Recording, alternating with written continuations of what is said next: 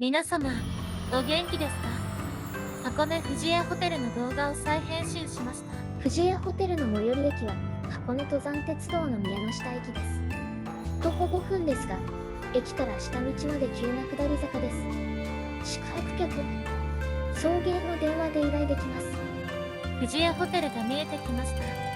車寄せに到着です。本館の地下1階です。上に見えるのが本館です。下も本館といえば本館ですが、地下の受付でチェックイン時間前に荷物を預けられます。B1 受付には主愛社長の愛犬、フワちゃんの像があります。初めて宿泊した時は広くて迷子になりそうでした。では、明治24年、1891建築の本館です。地下からは、こちらの竜宮のような階段を上がり本館1階へ。階段を上がると3年です。さらに上がると、本館1階、ロビー、フロント、ラウンジがあります。地上からの訪問の場合は、こちらの回転扉が入り口です。外から見ると、白い鳳凰が羽を広げた欄間の玄関です。拡大してみました。こちらは、2018年改装前の玄関ですが変わってないですね。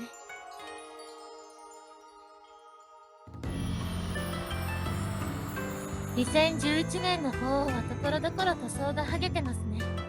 入り口の写真を探したら、2013年には綺麗になっていました。好きだった本館のこのシャンデリアがなくなってました。他のもなくなったと思います。残念です。一番好きなシャンデリアでし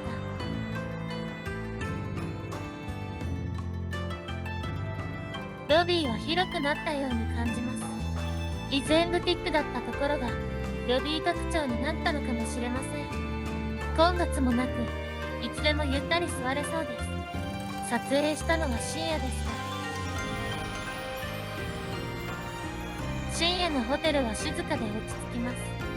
ロビーは年内物の調度品や装飾品で溢れてます。ソファに座り、ゆっくり鑑賞するのも良いと思います。こちらは改装前のロビーです。花御殿の各部屋の扉絵が綺麗です。これらベルベットのソファは2020年見かけなかったので、入れ替えられたようですね。革張りのソファもそういえばなくなったような気がします。天井が高く、2段の欄間です。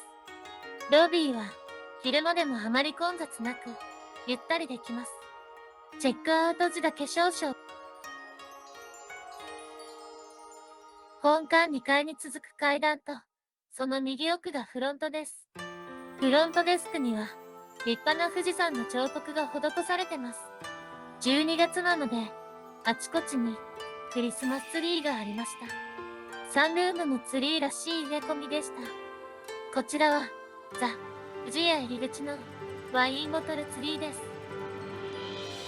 以前、フロントや売店があったあたりに、ビューラウンジが復刻しました。本館前のお庭を眺めながら、ティータイムはいかがでしょう。改装前からあるこちらのラウンジも健在です。中庭の声の池に面したラウンジオーキッドは変わりなしです。オーキッドでもまた、ゆっくりお茶したいです。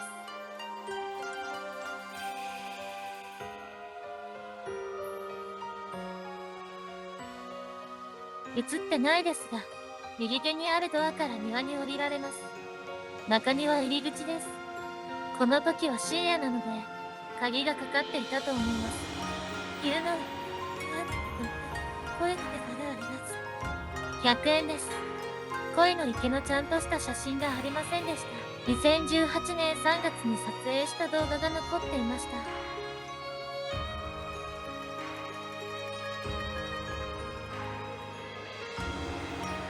恋の池前のラウンジです。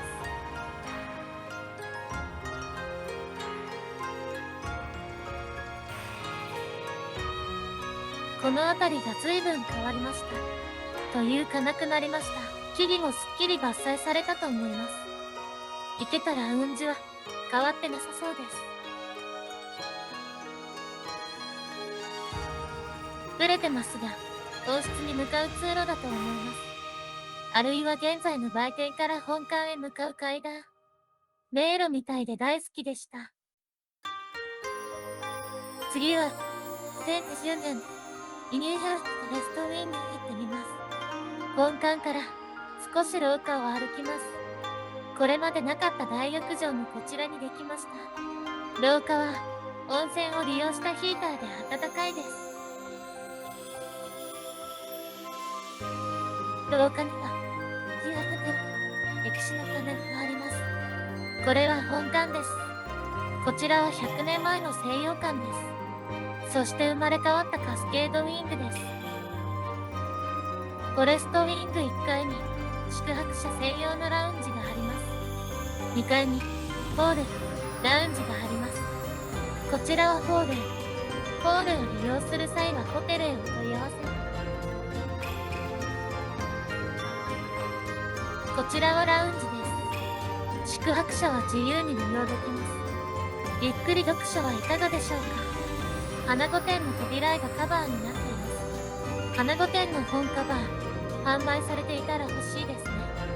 クッションも綺麗な花のゴブラン彫りです。窓からは軽に西洋館、右に花御殿が見えます。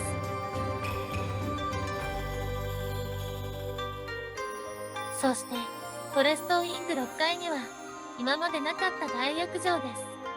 これまでなかった大きなお風呂のほか、スパ、全部あります。綺麗で広々したロッカールーム。化粧水筒も揃っています。ドライヤーもありました。リニューアルオープン数ヶ月後なのでほぼ新品です。大浴場の写真はないのでホームページから画像を拝借しました。以前は小浴場がありました。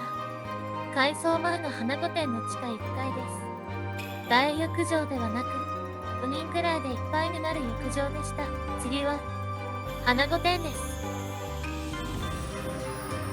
本館の1階、下、どちらからも行けます。花御殿、昭和11年、1936年建築。花御殿には、ミュージアム、プール、ジム、宿泊者用ラウンジのギャラリーコージーがあります。1階ギャラリーコージーでは、宿泊者はいつでも自由に乗れます。部屋へ持って帰っても大丈夫そうでした。ギャラリーなので絵も飾られています。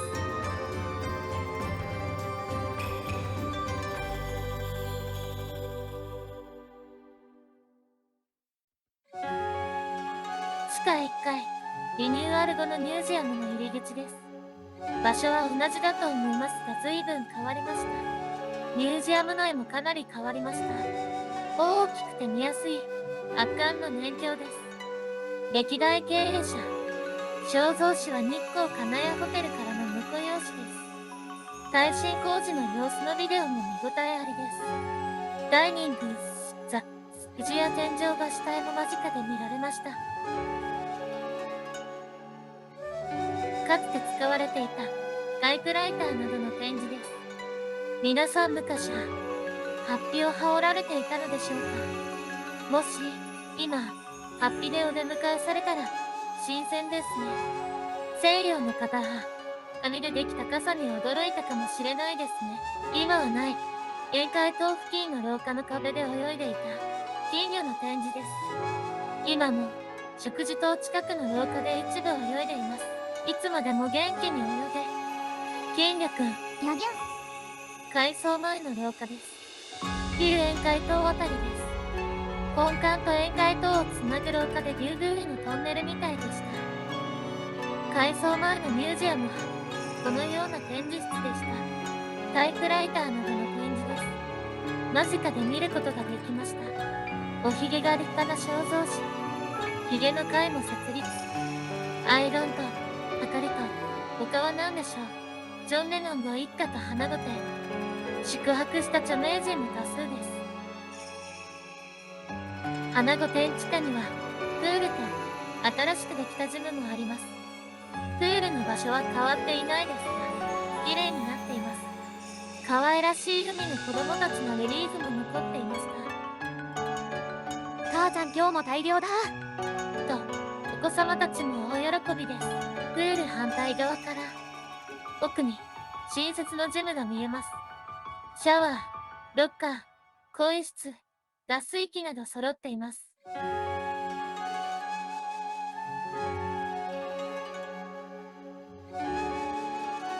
改装前です。プールの底の模様が違いますね。床もタイル敷きに変わりました。以前、シャワーは個室ではありませんでした。かなり変わりましたね。2階のテラスは今もあります。でも行ったことはありません。サウナはなくなったと思います。記憶にないだけかもしれません。プール横の新設のジムです。広くはありません。エアロバイク2台と健康器具2台。4人で満員くらいの広さです。マシンも、鍛えるというよりストレッチ系の健康器具です。それとバランスボールと、謎の黒い玉です。いつでも水分補給ができて、安心です。亡くなったといえばプール前にあった小浴場です。小浴場だった場所は今は変電室になっていました。本館から花御殿の途中のレトロトイレが残っていました。市松模様のレトロトイレは今時トイレになっていましたが、ここは壁などは新しくなっていますが、タイルはそのままです。次は食堂棟です。食堂棟には1階にメインダイニングと地下に売店があります。食堂棟は本館のすぐ隣でフロント近くから直結しています。メインダイニングザ・富士屋は本館からすぐです。こちらは改装前ですが、入り口は変わってない様子ですね。でもこのアレンジは改装後はなかったような気がします。天井が高く広いダイニング、そしてシックながら豪華です。カメラの違いもあり、読みが違いすぎ、比較が難しいですね。一見、それほど変わっていないように見えますね。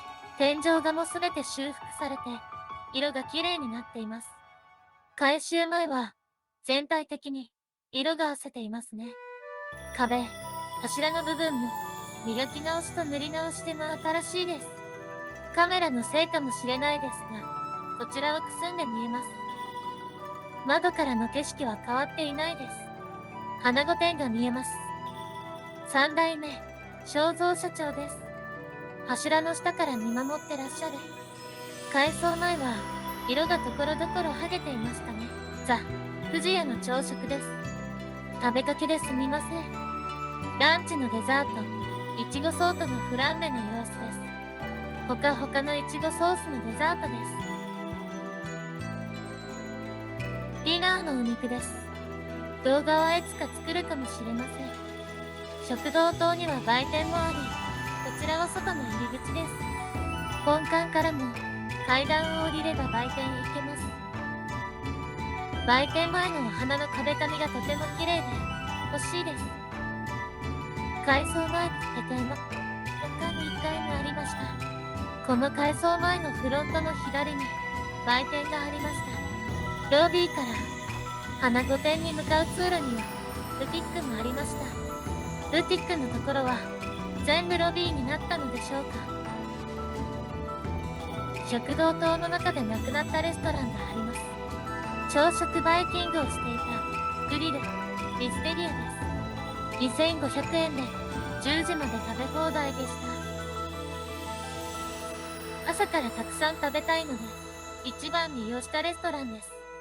母とも一緒に来た思い出深いレストランです。家族連れ、乳幼児連れが多かったですね。美味しいおかずもたくさんあり、数も豊富でまた食べたいです。ライブキッチンのふわふわオムレツは欠かせませんでした。そして、なんと、富士屋カレーも食べ放題でした。花御殿の鍵札も飾られていました。今いずこでしょう。ホテルベアが可愛かったので、売店で買って帰りました。次は、菊花荘です。一度敷地から出て、道路を渡ったところにあります。菊花荘入り口です。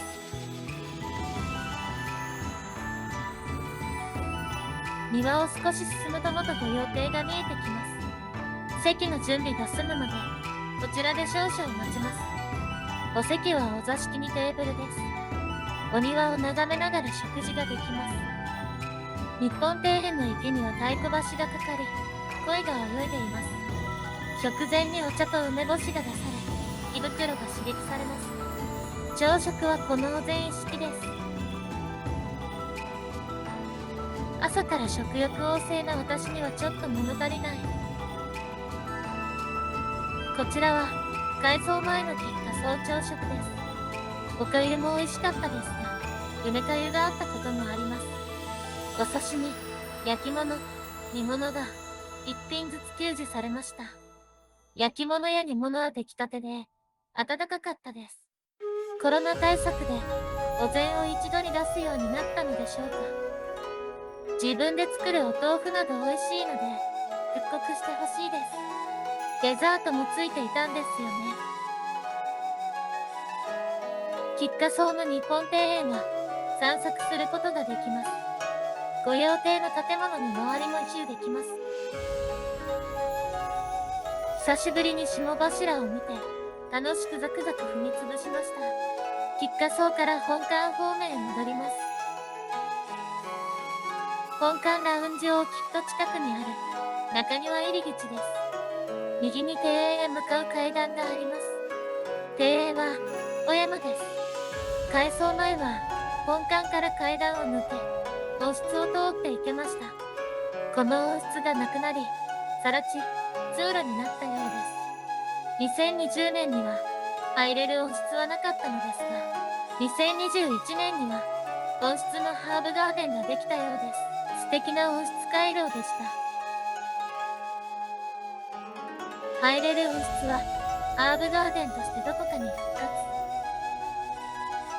遊歩道が整備され、小川が流れています。温室は一部残っていましたが、花はなく、中に入れません。上にプールがありますが、行ったことはないです。幸せの鐘。朝や夕方は静かに鳴らしましょう。水車小屋が綺麗になってました。古いままも良かったですが、改装前の中庭は、本館から西洋館に続く廊下あたりかと、今はなさそうです。建て替えでなくなった宴会棟と、それに続く温室です。木の後ろに見える白い煙突もなくなりました。この鐘は、今も、おそらく同じ場所にありますね。水車小屋はちょっと古いですが、これは、これで趣あっていいですね。さすがにこの、レトロ電話はなくなったでしょうね。3月は、花を見ることもできました。イングリッシュガーデン。今もあるのかな？未確認です。この雨どいスタンドも未確認。シュールで好きでした。宿泊棟については別動画にしようと思いましたが、いつまとめられるかわからないので軽くご紹介します。花御殿。海外の方にはフラワーパレスと呼ばれ人気だったそうです。各部屋ごとに異なる花がテーマになっています。2020年に宿泊したのは、見ての通り、ボタン尽くしのボタン玉です。絨毯も壁の絵もクッションも、すべてボタンの花模様です。鍵も、ボタンの柄です。裏と表、両方に柄があります。便箋や、絵はがきなどが入っているお道具箱も、ボタンの柄です。ボタンの部屋に泊まった、良い記念品になりますね。机やチェストなどは磨き直されてました。テレビ台とテレビは新しく、ベッドはマットレスは変わったようでした。お風呂は以前の名残はなく、全く新しくなりました。タイルから何から何まで新しくなりました。トイレも完全個室になりました。こちらは2018年に宿泊したなでしこのお部屋です。マットレス、掛け布団などは変わりましたね。調度品は、ほとんど今も磨き直されて使われています。この冷蔵庫はなくなり、今はテレビ台収納型です。このレトロな椅子は、なくなってしまいました。部屋のドア、なでしこの扉絵は変わっていないと思います。鍵札も変わりましたね。現在はどこかに飾られてるかも。広いクローゼット付きのお部屋でした。お風呂、バスタブは広く、なでしこのタイルがワンポイント。リニューアル後、穴のタイルはなくなってしまいました。トイレは、大きなガラス戸に、電話付きでした。角部屋で、熊野の神社が右下に見えました。西洋館。明治39年、1906年建築。1号館、カムフィーロッジ。2号館、ゲストフルコテージの2つのコテージです。2階建てで、エレベーターはありません。本館と似た雰囲気です。木製で、金属のラインが入ったシンプルながら素敵な鍵。鎧の付きの窓が、3つとミニテーブルのセットです。このミニテーブルで、大涌谷の黒卵を食べました。小さくてシンプルなデスクです。椅子は変わったみたい。別の角度から。多分、テレビ台も新品になりました。バスは広めでした。大浴場があるので使わずでした。改修前ですが、写真撮るしかなくてすみません。本館です。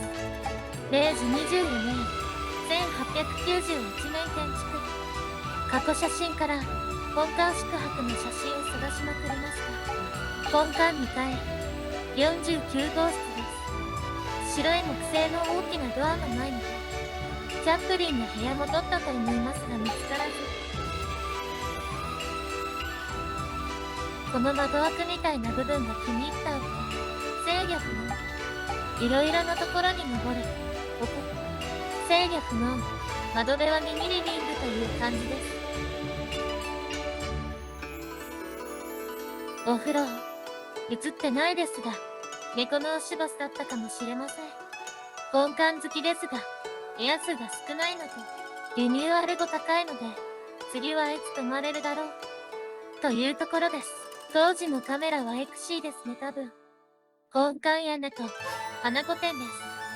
朝は、ピコットから焼きたてパンの、いい香りがします。フォレスト館。昭和35年、1960年建築。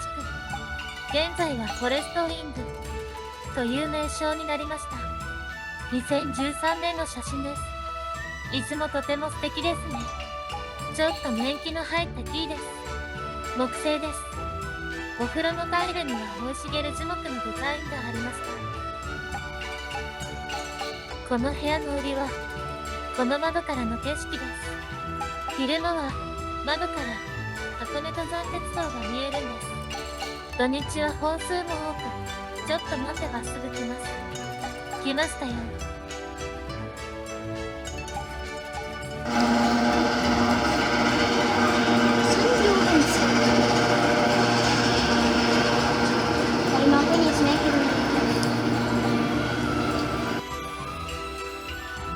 過去分の写真をかき集めてつらつらと記載しましたが、まとまりがなく、節分になりました。すみません。お役に立てなかったかもしれません。その他、改装前後で変わったものを少し紹介します。館内図も、部屋のテレビ画面での確認になりました。以前の紙マットの方が持ち歩けて便利でした。館内で迷子にならずに済みますし。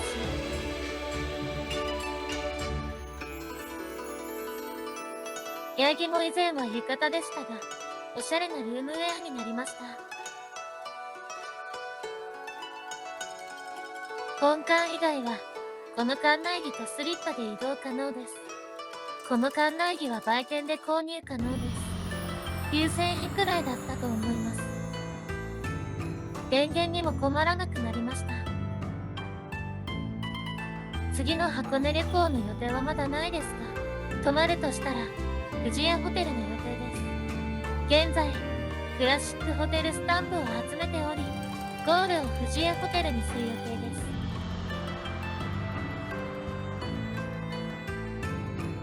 す。それではまた、お便りします。皆々様。ゆきひょう。